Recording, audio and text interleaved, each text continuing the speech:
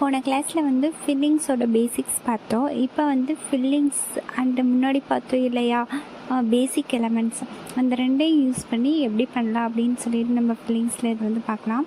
First வந்து spiral போட்டுட்டு and then ஒரு கோவ் லைன் அண்ட் அதுக்கப்புறம் வந்து ஹம்ஸ் போட்டுட்டு அதுக்கப்புறம் டபிள்யூ இருக்கு இல்லையா, ஸோ டபிள்யூ வந்து நான் மேக் பண்ணியிருக்க ஹார்ட் ஷேப்பில் இருக்கும்.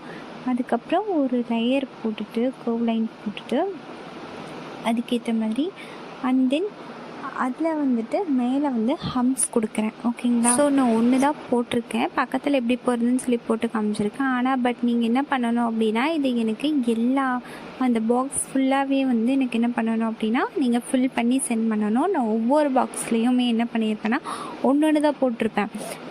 இது வந்து பக்கத்தில் எப்படி போடணும் அப்படிங்கிறதுக்காக நான் ஃபஸ்ட் ஒன்னில் வந்து நான் காமிச்சிருக்கேன். நெக்ஸ்ட் ஒன் வந்துட்டு எப்படி பண்ணணும் அப்படிங்கிறது வந்து நீங்கள் வந்து போடணும். ரெண்டு எப்படி நம்ம ஸ்டார்டிங்கில் பார்த்தோம் இல்லையா, பேசிக்ஸ் 2 ஸ்பைரலுக்கு நடுவாண்ட, அதே மாதிரி தான் இதுவும் வந்து நீங்கள் போட்டு ஃபில் பண்ணிட்டு வரணும்.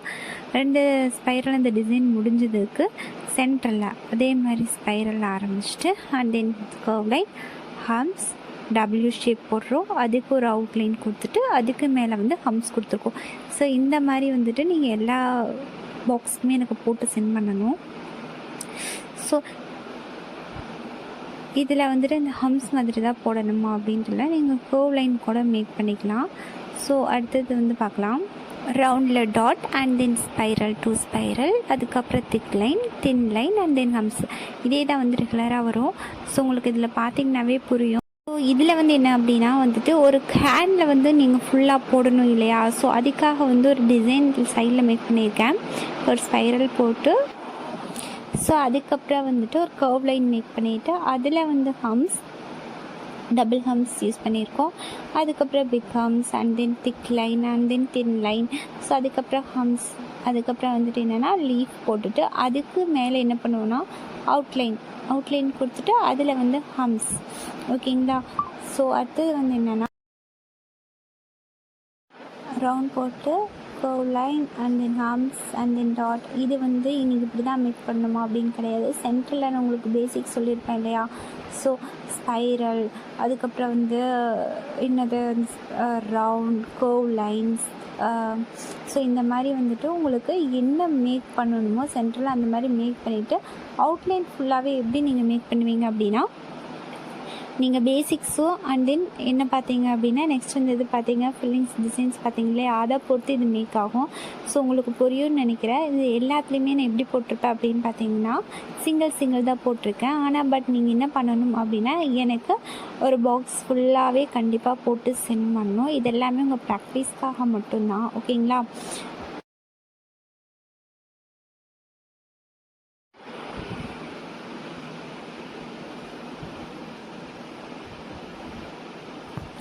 ஸோ ஒரு சிலருக்கு வந்து ரவுண்டில் வந்து மேக் பண்ணணும்னு நினைப்பீங்க. ஸோ ரவுண்டில் வந்து போடும்போது எப்படி நீங்கள் போடணும் அப்படிங்கிறதுக்கு நான் ஒரு 2-3 மட்டும் போடுறேன். ஸோ இதுவும் வந்து ஃபில்லிங் டிசைன்ஸ் தான்.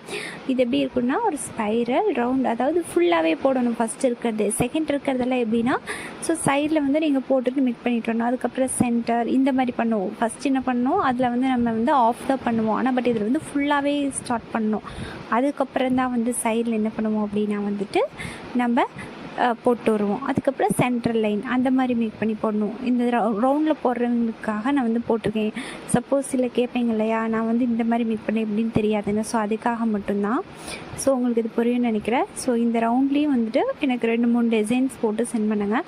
ஸோ அது பாக்ஸில் ஸோ ரவுண்டில் தெரியாதவங்களுக்காக நான் இதை போட்டிருக்கேன். பட் இதில் போடும்போது உங்களுக்கு வந்து அழகாகவும் இருக்கும், பார்க்குறதுக்கு நல்லாயிருக்கும்.